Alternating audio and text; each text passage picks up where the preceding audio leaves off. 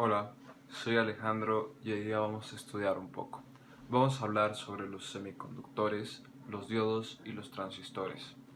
Para empezar, vamos a contar un poco de historia. Los semiconductores, como los conocemos hoy en día, los tenemos gracias a Sores Alferov. Es un científico ruso que ganó el premio Nobel en el año 2000 y, entre otras cosas, hizo política su vida. Murió en el año 2017 aproximadamente y es uno de los científicos más grandes contemporáneos nuestros. Pero ese no es el punto. Vamos a seguir con los semiconductores. Como ya sabemos, hay dos tipos de materiales según a lo que electricidad se refiere, los conductores y los aislantes. Y un semiconductor justamente hace lo que dice su nombre. Es un material que puede comportarse tanto como un conductor como un aislante. Pero ¿cómo es que funciona esto? Bueno, al día de hoy se conocen 14 elementos que son considerados semiconductores. El más importante es el silicio, seguido del boro, aluminio y fósforo, no en ese orden precisamente. Pero ¿cómo es que funciona? Bueno, vamos a ver esto. Cada átomo de estos materiales tiene en su capa de valencia distintos números de electrones. La capa de valencia es la última capa del átomo.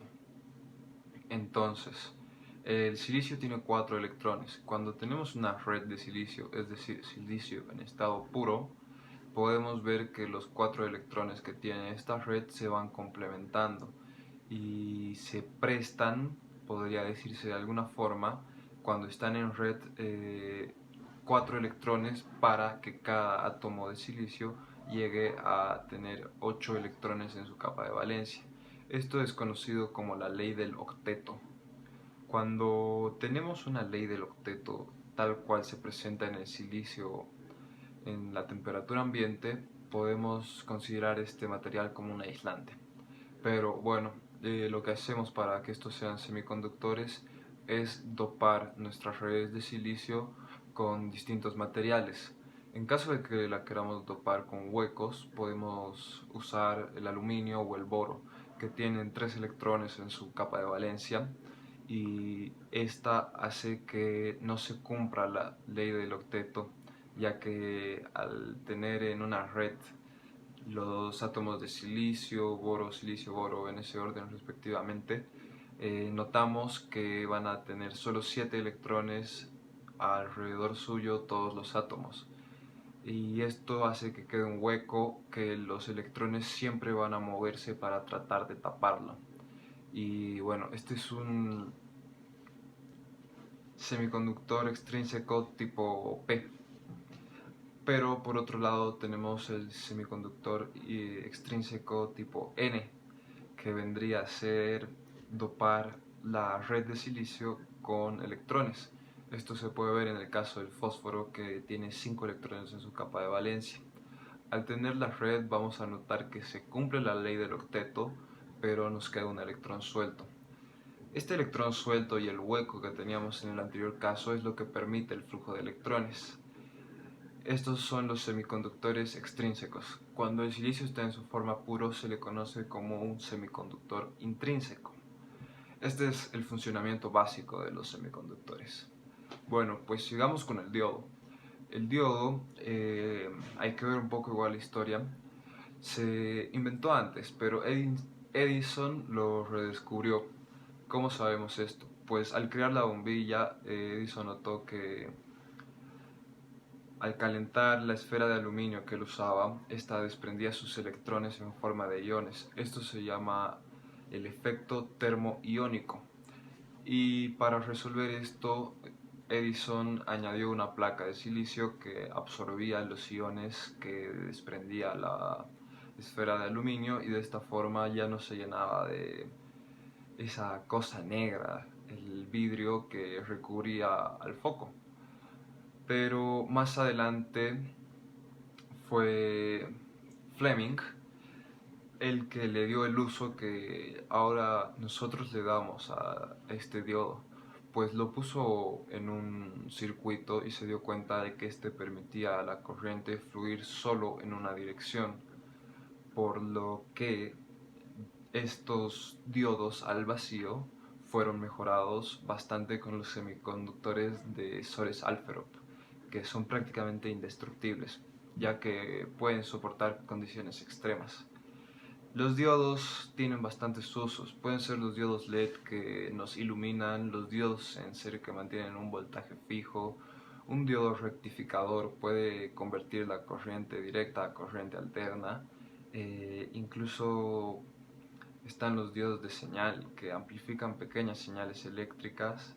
O uno de los usos menos prácticos, bueno, más prácticos, es el diodo protector, que como dice su nombre, protege a los componentes más importantes de un circuito. Después tenemos el transistor, que es un poco más complicado. El transistor, a diferencia del diodo, usa tres capas de semiconductores. El diodo usa un N y un P juntos. El transistor usa un NPN o un PNP, depende de qué es lo que queramos hacer, pero el funcionamiento es básicamente el mismo. Los transistores bipolares, que son en los que nos vamos a enfocar hoy, porque hay más tipos de transistores, permiten que una corriente más baja pueda controlar una corriente más alta. Esto nos sirve, por ejemplo, para amplificar.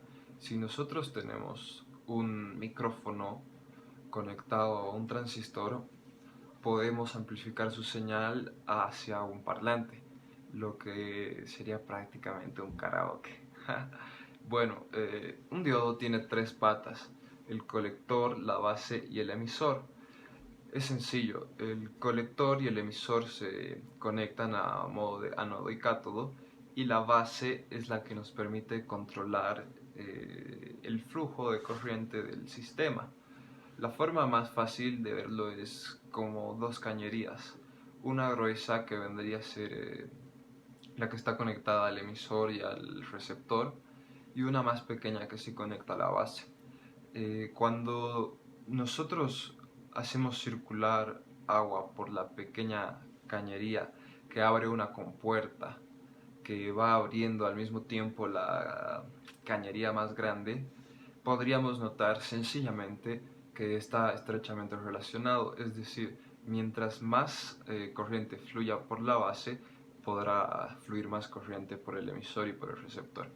Bueno, una vez sabiendo esto, podemos darnos cuenta de que el transistor se está usando en la actualidad para hacer que los sistemas funcionen por sí mismos. Es decir, si nosotros usamos un transistor como un botón, pero en vez de accionarlo nosotros le ponemos un sensor, podríamos usarlo, por ejemplo, para la calefacción. Ponemos en la parte de la base un sensor que detecte frío o calor. Entonces, según qué temperatura reciba este sensor, va a activar el mecanismo que tenemos en el receptor y el colector. El colector y el receptor, que van a activar el circuito. Pues el transistor es muy usado en la automatización últimamente. Podríamos seguir, pero no creo que tenga mucho más tiempo. Entonces, si te gustó, podemos seguir haciendo más contenido. Pero bueno, acá quedamos hoy. Chao.